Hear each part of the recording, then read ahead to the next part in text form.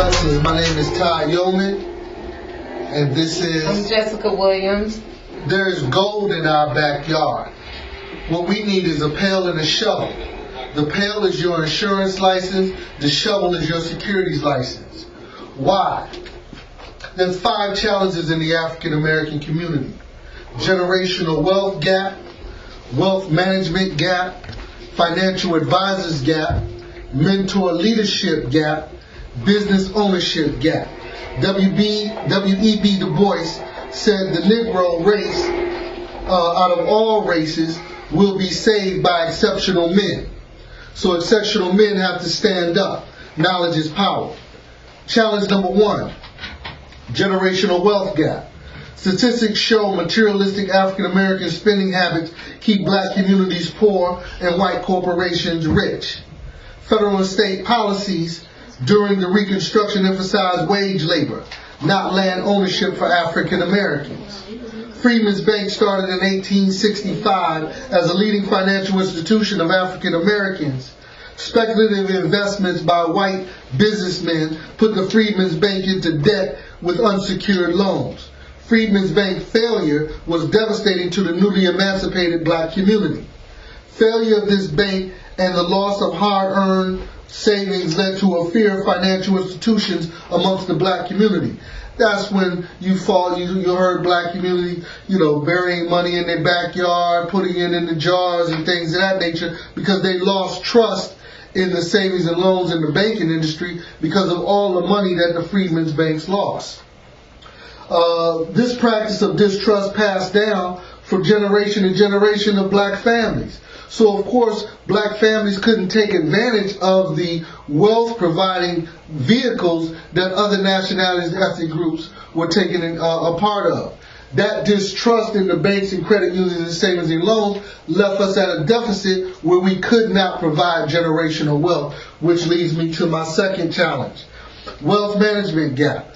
There are only 1 to 2% or less African Americans that are licensed in the wealth advisorship profession. African Americans make up 13% of the American population and only have 1% ownership of total wealth in this country. That's unbelievable. African Americans do not invest money in stocks, bonds, and mutual funds. African Americans historically invest money in products with very low rates of returns. Banks, credit unions, savings and loans, payday loans, cash advance stores, and title loans. And cash, we call it trash value life insurance policies. The average net worth of African Americans is $17,100. The average net worth of other ethnic groups is $171,000. That's 10 times more than the total net worth of all African Americans. That's mind-boggling. Challenge number 3, financial advisors gap. African Americans make up 1 to 2% of all financial advisors. Just 1 to 2%. We need more financial advisors. Through the vehicle and educational opportunities that we offer free education into the insurance and investment industry so that we can support our communities in their investment needs. Caucasian communities have financial companies like Fidelity Investments, Merrill Lynch, Ameritrade, Edward Jones, Stifel, and Nicholas. African American communities have, again, payday cash advance stores, payday loans, title loans that take the money out of our community. A lack of African Americans licensed in the investment industry, a lack of financial education on how money actually works in our community. How can we actually become wealthy if we don't know the rules of engagement of the money game? We must be educated in how the money game works in order to win. Can you play chess without knowing the rules? Absolutely not. You can't play any game without knowing the rules. Only 6% of every dollar is spent with black-owned businesses. In the Jewish community, the dollar stays there 21 days. In the African American community, the dollar stays 1 to 6 hours, and in the Caucasian community, the dollar never leaves. Challenge number 4, lack of mentorship and leadership gap. Oftentimes as businessmen in the African American community, we're led to believe that we must have the mentality of crabs in a basket.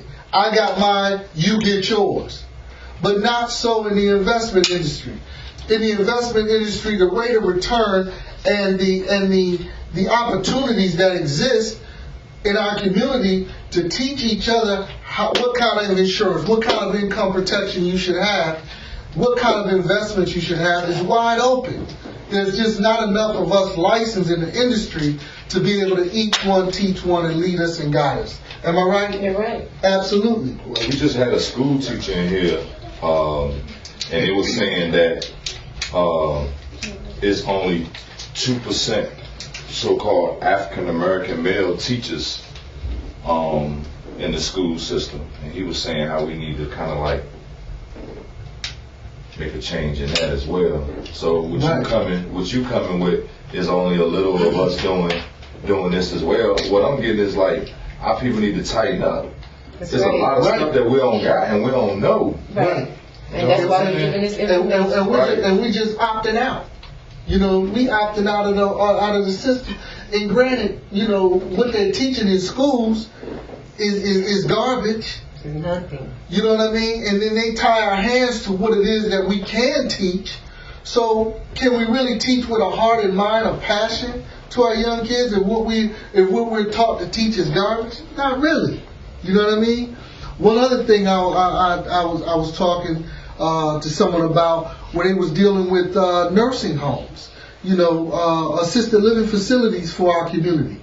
Do you believe that all nursing home assisted living facilities for our elderly people that have worked for 35, 40 years, less than 1% of them are owned by African Americans? Wow. So our older people that have worked these recent statistics. These are recent statistics. Right. So our older people that are now senior citizens should have a good life, not have to be boggled down with taking care of themselves or their property and things like that, because the children don't have anything to do with them, or children are lost, right. Grandchildren are lost.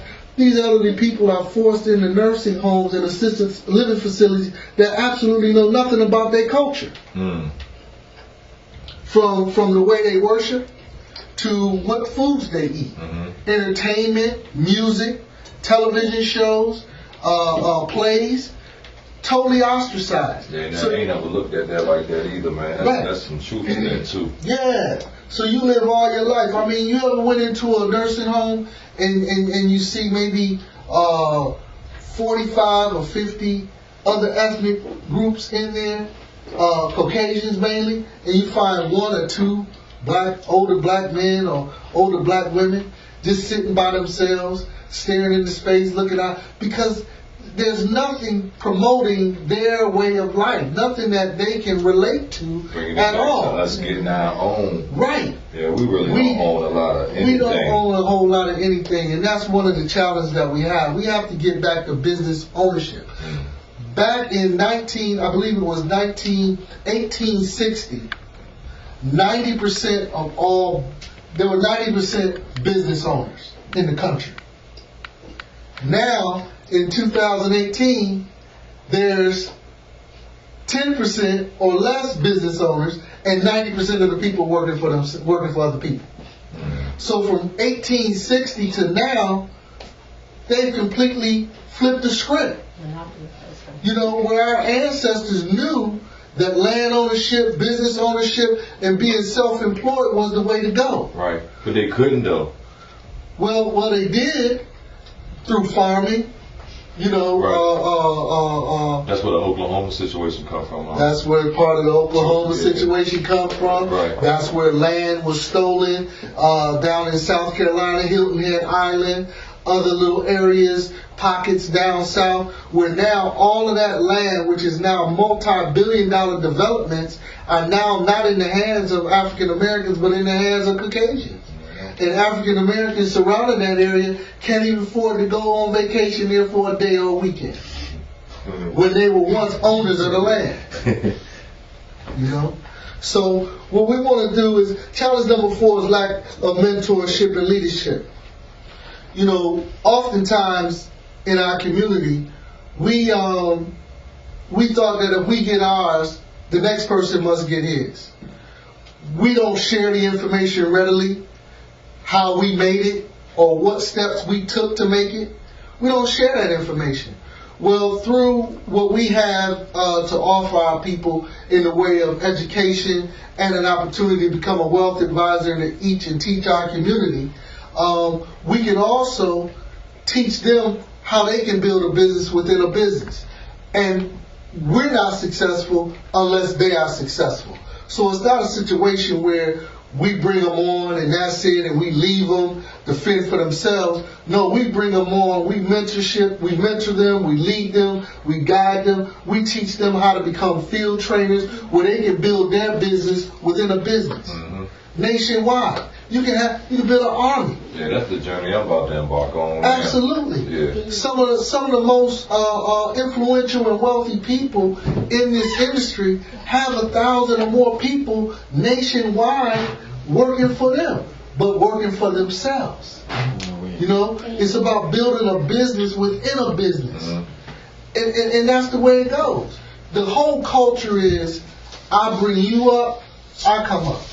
You bring somebody else up, you come up. Everybody eats. See, now the thing about it is not everyone looks at it that way. Right. You have people that I know I grew up with try to look at like you getting over on them, or it's some scheme type of behind it. Like, Right. what type of comeback, or what do you have to say for the people who like, man, y'all working with this scheme, or y'all do, you know? Right. Because I see the vision. Right. But the next man may not see the vision. Right. He may think that you're trying to use him as a flunky or something like that. Right. You know, so. Well, We probably used to be people that used to think it was a scheme. Like when we was out there hustling and somebody was to come and give us some Jews like that, that's the first thing we're gonna think. Man, he trying to get over. That's pure ignorance, though. But that's the stage we was in. Ignorant. You know what I'm saying? That's because we're not living it. We're not living it. Right. That's because it's hard for us to believe, because a lot of us are not living this life.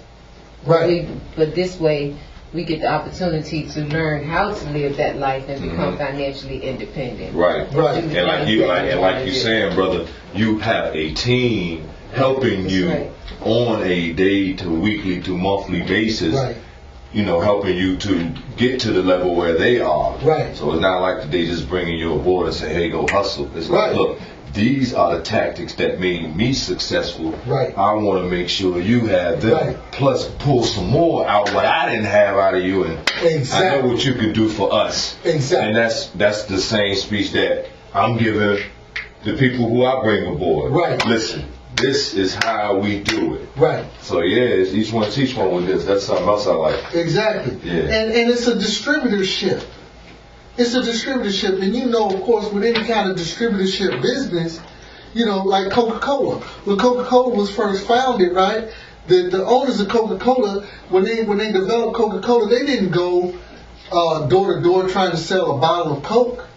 No, they traveled around the country to find different businesses and different people who were industrious enough to take cases and truckloads of their product, and they put up vending machines in front of what? Gas stations, hardware stores, restaurants, movie theaters. They put their dispensary machine in there, make sure that somebody locally could keep that machine stocked, and that distributed their product to where they became one of the largest distributors of the world. And everybody has a job within that company. Exactly. And everybody eats. That's what And we it's want a to point system out. already in place. Everybody has a job Right. within It's that a company. system already in It's place. already in place. Exactly. So, you know, and one thing about the culture that we used to, and why most people would think that, you know, it's sort of a scam or something of that nature, is because of the nature that we have perpetuated in our communities, where one or two people make it and they look down on everybody else. And I call it the preacher mentality. You know what I mean? I call it the preacher mentality. Where, you know what I'm saying, you may have a preacher and he may be driving a nice car or the best car, whatever, and everybody bringing their money to him. He looks good, but they don't have food to eat.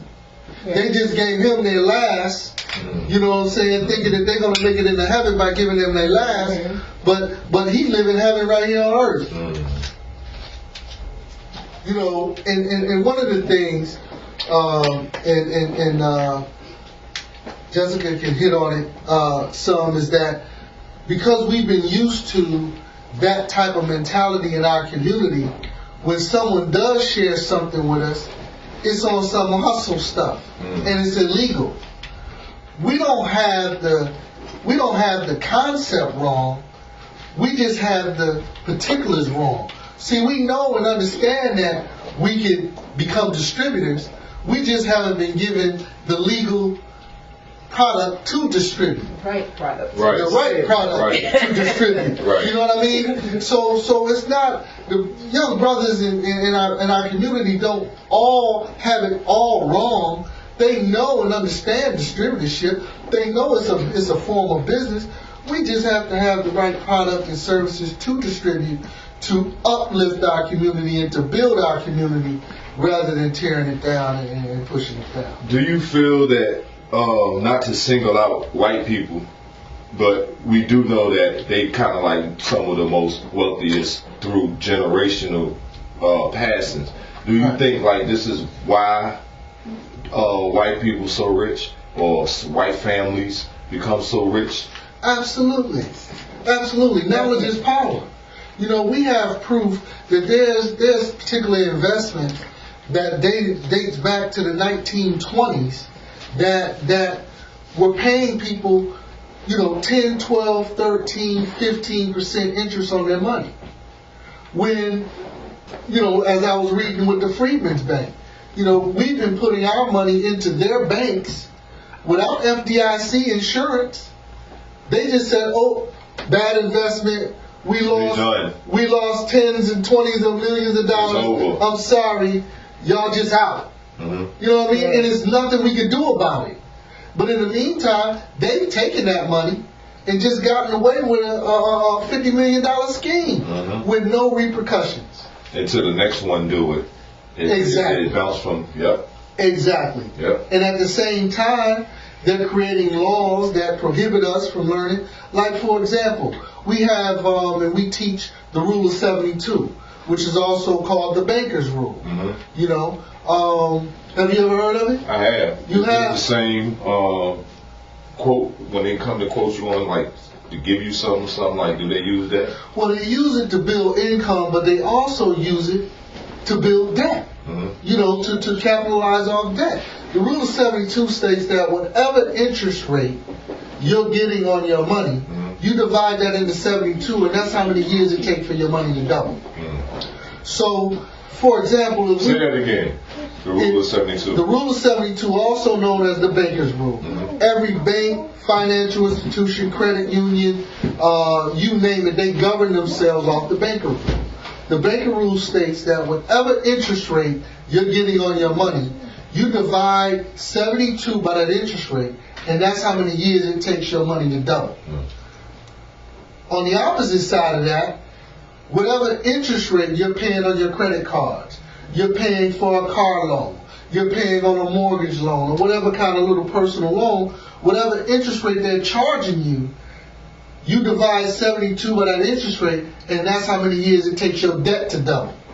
So if you have a credit card with 24% interest, you divide 72 by 24, you $10,000 in debt. In 3 years, you're about to be $20,000 in debt. And how they trick you is say, oh, you just pay the minimum payment of $15 a month. $15 a month will do nothing toward the principal of that debt. So 3 years from now, that $10,000 debt is now $20,000. How can you bid or win at the money game if you don't know the rules?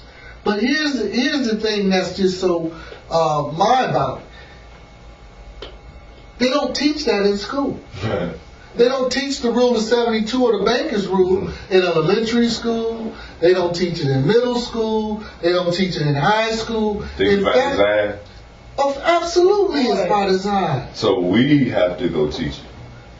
Now that we are equipped with the rules, we have to give it back to our people. We have to give it back to our community. We have to teach them how they can not keep their money in the banks, who historically go to, the major corporations in the Wall Street and give them the money. They trade the money on the global economy, and then bring it back. They collect 15, 20% interest off other people's money. They come back and give us less than 1%.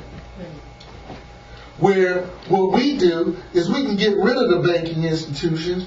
You can deal with us that are licensed in this industry, and we can invest that money for you and with you, where you can receive the rates of return that Caucasians have been receiving for over 100 years. Yeah, not that 1%. Not that 1%. Maybe we can expand that 1% that exists right now in the country, you know. But that's what it's about. It's about each one teach one. And to answer your question, brother, when you mentioned, you know, what's the comeback for this is a scheme, what have you. I'll say it's your job a scheme. You have probably one boss, right? And that boss has what, a vice president or something? Yep, somebody over there. Somebody over there. The CEO. Most of the workers, Right. you know, 90% of the workers and 95% of the workers are doing all the work. Where's the boss? He's sitting up in his office, right? Can you go up there to his office and say, look, give me a raise? Or I'm taking off today and just leave and come back? No. Right? You still have to ask him permission if your son has a basketball game. Or your son has something, or daughter has something at school. You want to take off and be there. You got to ask him permission. Can you have the day off to go do something for your family? Or you could be sick. Or your wife can be sick. A family member can be sick. You have to go ask that boss, and it's up to him to be able to let you off, to be able to have camaraderie or to support your family. Whereas if you're a business owner, you can choose that time off whenever you want and have the flexibility of your schedule and still be able to grind and make a living and make a very good living, as well as bringing up your community. And what are some of these investments? Some of these investments could be gold. It could be platinum. It could be we wear Nikes, right? Right. But how often do we own Nike stock? You know what I mean? We brush our teeth every day, sometimes 2-3 times a day. Do we own toothpaste companies? Do we even own stock in toothpaste companies? Soap, we use deodorant, we buy clothes. We don't make the clothes, but do we even own stocks in the clothes that we wear? We drive whips, we drive cars, these nice cars. Yeah, because I read somewhere we spend the most money. We spend the most money. And you don't think so, I though. read somewhere we spend the most money. You know, I'm so glad you brought that up. You know, African Americans annually spend $3.3 billion a year on tobacco. All of these figures is per year. $3.3 billion a year on tobacco, $3 billion on whiskey, wine, and beer a year, $2.8 billion on non-alcoholic beverages, $3.1 billion on leisure time, $3.5 billion on toys, games, and pets, $19 billion telephone services per year. 54% of blacks own smartphones, but we don't own smartphone companies, nor do we own stock in smartphones. $10 billion on gifts a year, $17 billion on charitable giving that don't find its way back to give charity to our communities and our people. $13 billion a year on gambling, which when they created the lottery system, they made lottery legal because they said and promised that the revenue from lottery was going to come back and fund the schools. But yet the schools have been defunded. They've been closing the schools, shutting down the programs. I mean, what happened to that? And they sold it based on that, right? Right. I mean, it's just crazy. $29.3 billion a year on clothing, which we don't make. We don't own the companies, neither do we own stock in them.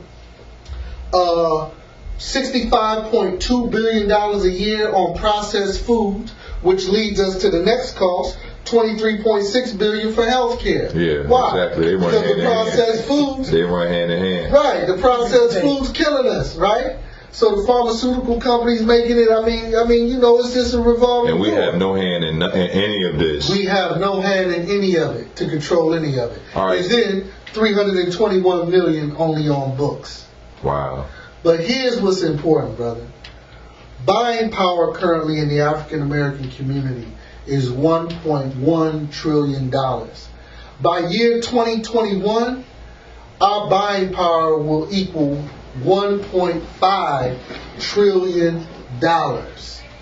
if we were considered a nation of ourselves, just the African Americans in this country, we would be 15th of the largest nation in the world if we pooled our money and if we were given the financial education to know what to do with our money and started investing our money in the global economy where we could get rates of return that other nationalities have been getting for hundreds of years.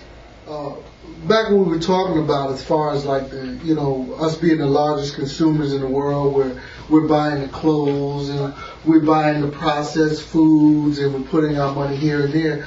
One real current condition and situation right now that we're currently living in is the legalization of marijuana. You know, just like prohibition, when alcohol was legal, you found a lot of African Americans during the South was running moonshine and things of that nature. Well, guess what? When they legalized it, we were so used to running it illegally that we didn't get involved in the legalization of it. So where the real money was at. That's where the real money was at. So we missed billions of dollars of generational wealth because we opted out. And the same thing is happening right now today. Look how many brothers are locked up and got charges for marijuana possession, and now they've legalized it in so many different states. What happened to them brothers though? They still felons though. Right. And look at the billions of dollars right now that are being made legally selling, producing, and distributing marijuana. I mean, California is filled with marijuana dispensaries. Right.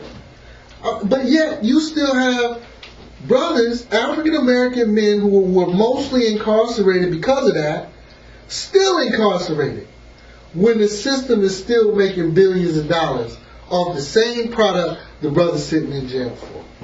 I mean, the legalization of marijuana is something that we really need to be involved in. How do we get involved in it? If you do not have a lot of money to get involved in it, this is the right time now to try to buy stocks in it. Stocks, bonds. This is to kind of leverage your ownership right to it so that you can get something from it.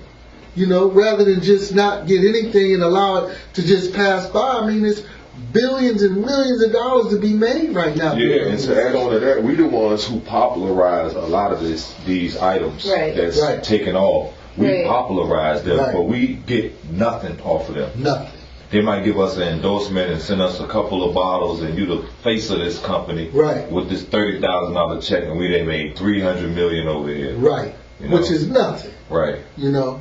And just like you was mentioning, you know, you have a lot of cats. I'm boss this, I'm boss that, I'm the boss. I don't want to answer to somebody.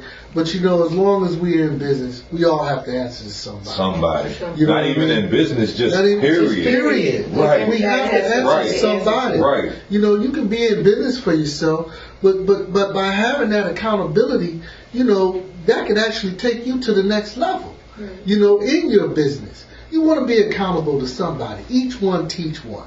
I don't know anybody that's making a large sum or 6 or 7 figure income that's not being accountable to somebody at practice. Sometimes twice a day practices. You got NBA players, NFL players. They're making millions of dollars. Look, they're accountable. They're accountable. They got to practice twice a day. They're playing games. You know. We dealt with a situation with AI. He said, practice? Right. What I need to go to practice for? But of course, we all have to be accountable to somebody, but that doesn't mean that we can't be the boss. We can still be the boss. But we still always have to understand that the amount of money that we make, if we want to leave a legacy to our children and teach them, we want them to be accountable, right? We want to hold them accountable. So if we want to grow, we also have to be accountable to somebody. You know? It's not about ownership. It's not about slavery. It's about accountability. I'm my brother's keeper. I'm my sister's keeper. You know what I mean? We have to teach each other, man. And hold each other be accountable for what we do and what we don't do. And we have to put in the work, too. And you got to put in the work. I mean, it's not easy. It's not going to happen overnight. Right. So it's going to look like it's hard. Yeah, because the information powerful. Mm-hmm. Right. You only as good as soldier as you got to be able to get the information off. So you got to be able to receive it too. Right. Yeah, do you offer classes? Absolutely, we do. We offer seminars. We offer.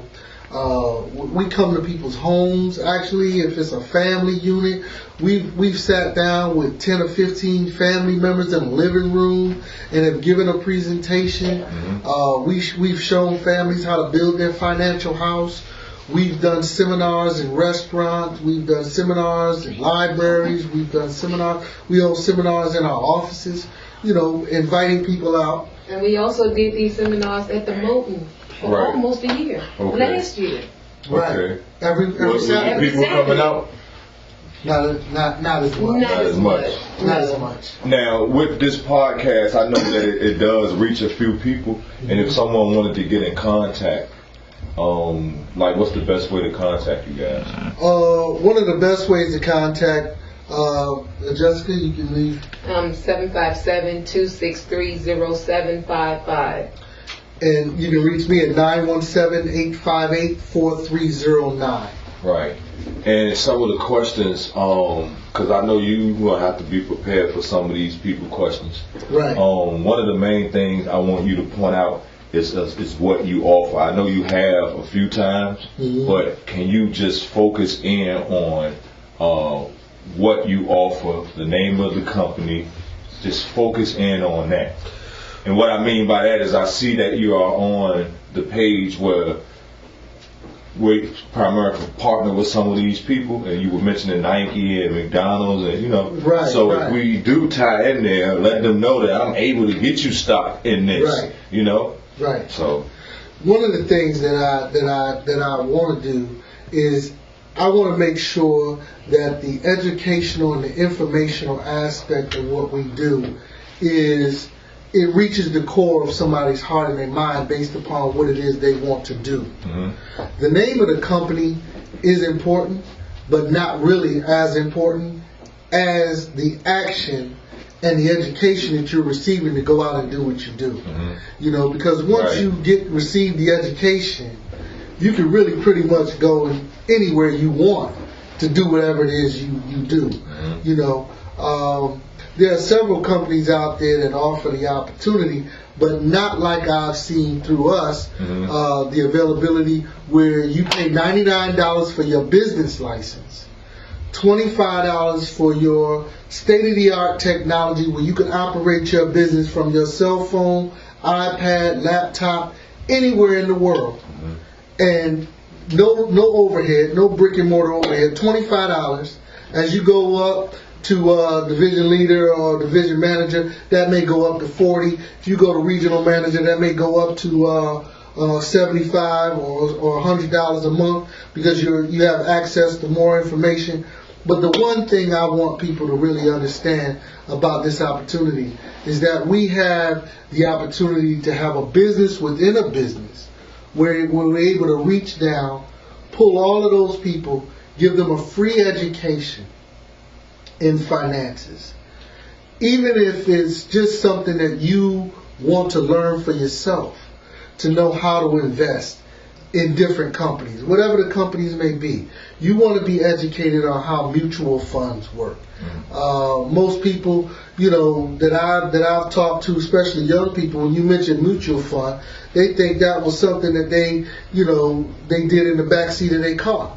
No, mutual fund was how you earn money, for so many years. So, you take just only one stock. If that company depreciated in stock, then you lost money. The way mutual funds work is that you're invested in 150 different companies. So you have some stock in 75 lose, you still okay. Right. Which is really called leveraging. Yeah. Why don't teach that in school? Right. Until you get to a certain level. Absolutely. College. Exactly. Yeah. And even some college professors don't even know the Rule 72. We just had a brother talk to us last week. He said he was in college. His parents was in the investment industry. He didn't want to do what they were doing. he wanted to go to school and do something else. When he went to school, he wanted to study business, and he asked his professor, he said, so what would you suggest, be the best way to start a business? The professor said, well, you want to get a good job. Oh, Lord. And say, right, exactly. You want to get a good job, save your money, and then, then possibly get somebody to invest with and start a business and go at it that way. That's 20 years. Right. Yeah. So he asked, he said, have you ever started a business? The professor said, no, I've never owned a business, never started a business. But yet you're in a college and you're teaching people business, but you've never owned one. That goes back to what you were saying. He said, Rule of 72. Have you ever heard of the Rule of 72? The professor said, no. What is the Rule of 72? So the brother, based upon the information and the education that he learned through us, he was able to teach a college class something that the professor didn't even know. Right.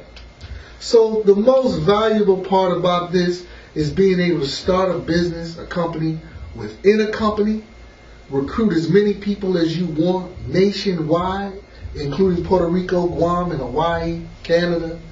Offer them the opportunity to a free education, which is normally a 2-day class. Some states it may be 3 or 4, and get the education. So in Virginia, what is it? 2 days. 8 to 5 Saturday, 8 to 5 Sunday. Our lunch, 2 15-minute breaks. You're equipped with the information to be able to take a state exam, become licensed, and that's the other thing that you mentioned earlier about the legitimacy of the opportunity. A lot of other scams and stuff don't come with licensure. It doesn't come where you're able to get a license in the industry. Right. Right, you're on the same playing field as the Right. They're supposed to be creme de la creme. Exactly. The same playing field they didn't want us on because they know we conquer. Right. This is the same playing field. We, a lot of us, we see Wolf of Wall Street and how they came up and, he did his thing. This is similar. These are similar licenses that you would have because you can day trade your own money all day long. But when you want to go out and help people or you want to help your community, you cannot do it without a license. It's illegal. It was a young brother a few years ago. He was playing at home. He was the only child. He was 15, 16 years old. He was playing on the computer in his bedroom, and he learned how to day trade. He got so good at day trading that he ended up at 15 and a half, he bought himself a Jaguar. He wasn't even old enough to drive it. So his mother had to drive it until he earned 16 and sat in his driveway. He bought his mother a car. After about 6 months to a year, he moved his mother. They rented out that house. He bought her a brand new house. I mean, he was only 16. People at his church, neighborhood started recognizing what it was that he was doing. And people in his church and his community started asking him, hey, can you help us do this? Can you help us do that? He started helping them to invest money. He started helping them to make money. And what he found was that someone said as young as he was and how he was coming up with the cars he was driving and, of course he bought some jewelry and things like that, they swore he was selling drugs. So when they investigated him, they found out that he was actually day trading from his bedroom, from his house, but then they got him on helping other people make money. And they got him in that and they locked him up for that. For just helping other people make money. He didn't lose anybody's money. He helped them make money. He ain't do no Madoff. No, he wasn't no Bernie. It wasn't no Bernie Madoff type situation. But they got him because he didn't have a license. They got him because he didn't have a license and he was helping other people. Right. See, you can do it all day long for yourself. But when you begin to want to help your family, help your people, other people, you got to have a license. But it was like a white collar crime, though. It is a white collar. It is, yeah, it is considered And a then white keep collar. in mind, I mean, when he say he got locked up, I know if it was not a brother, he probably wouldn't have got locked up for that. He Right. probably got some probation and Yeah, Probably. slap on the wrist, you know how. Exactly. see the thing about white collar crime, like what do you think about that word? Like, cause break that down for me, because I hear a lot of people saying white collar crime. When I think of white collar crime, I think of something that white people do to get a little bit of time. What's your definition of white collar? Absolutely. I mean, we just talked about, different illegal activities. White collar crime is just like white lies. You know what I mean? A lie is a lie. A crime is supposed to be a crime. But of course, if you go white collar crime, you know what I'm saying? That's whether you have a shirt on or not. White collar is. Oh, okay. You know what I mean? White collar is I white think collar. they got it from, because they're used to white people being the only ones in business and messing with money and corporations and things like that. And we don't typically do crimes like that. Right. I know when you say the word. So that's why they say white collar, because Right. there's no black collars in those crimes. White collar means pat on the wrist too. Mean pat on the wrist too. Right. Not a lot of time. Right. Pat on the wrist. You know what they Exactly. call it when we're doing it? Like you said, called your gang or Right. you out there doing something illegal on the corner or something like Right. that. But that's what I got out of white collar crime. Absolutely. Absolutely. Everything is a scheme if you look at if you're looking at it, if you're looking for a scheme. Everybody's not looking for a scheme. Most of us are looking to be free. And that's what this can show us, because we'll go to work every day, work for anybody else, and do the best work. Yeah. Run around, come home dog tired. Bounce quarters off their Yes. hotel beds. Come home dog tired. Stock the hell out their And stores. we don't even do it for ourselves. When somebody bring you this information, when somebody bring you some information on how you can leave a legacy and generational wealth for your own self and your own family. We don't want to talk about that in our homes, but we do want to talk about all the other negative things, like, that's not gonna work. Everybody planning for Why you shouldn't do it. failure. Why you shouldn't do it. One of the Yeah. reasons why you shouldn't do it. Not trying to help each other out and say, this is a good idea and we can do this. What would you Because say- we've seen ourselves do this. What would you say one of your biggest obstacles when you come across people trying to bring them to the light of what you're doing? Like, what's one of the biggest obstacles you have? Because they'll make that excuses. Girl, I just paid I ain't got this. That's my biggest obstacle. Their excuses. Even while they're standing there wasting money in my face, and they have every excuse in the book. The reasons why they can't help themselves. But they have no excuses on why they're still working for somebody else. We were having a conversation about working hotel rooms, and I used to do that when I was a teenager, but I took the turn down shift where I wouldn't have to clean so many rooms, and then I would come and pay people to do the stuff that I didn't want to do, like clean the bathrooms and stuff. People would be waiting over there, they'd be like, I'm gonna be here. I probably have 3 rooms that I actually have to clean, but I'm paying somebody to do that off the money that I'm making from these people from having a job. Right. So if we can put in that effort for somebody else, I've never been the type that want to work for somebody else or run somebody else's business. I'm always thinking about what can I do for myself. At least with this opportunity, myself. helping someone else, you get to help yourself. You know what I'm saying? Because at the end of working for somebody else, you don't get to help yourself. You go home with a hurt back, no insurance. You know what I mean? They barely want to give your ass some pills. You done stayed up 48 hours straight for this company. If you can afford the pills. But you can sit and get the information and do it for yourself. Don't feel like you being used or taken advantage of, because you're not. When somebody giving you information to better yourself, right. Of course I want something out of it. And I want something out of it. I deserve something out of it. I need this information. That's right. To change you and your family life. I'm not looking for it as that. I'm looking for it as being like it was when we were young in our neighborhood. Everybody had money when we were young. There wasn't a such thing as nobody. I didn't hear too many people complain about we don't have this, or we wasn't even complaining like we didn't have this and we didn't have that, because we had more unity, but we didn't know the money game. Yeah. And now that we found a company that can teach us the money game, then that's when we need to be trying to figure it out and do better. Once you know better, you're supposed to do better. That's right. Exactly. That's right. Bottom line. That's right. Bottom line. That's it.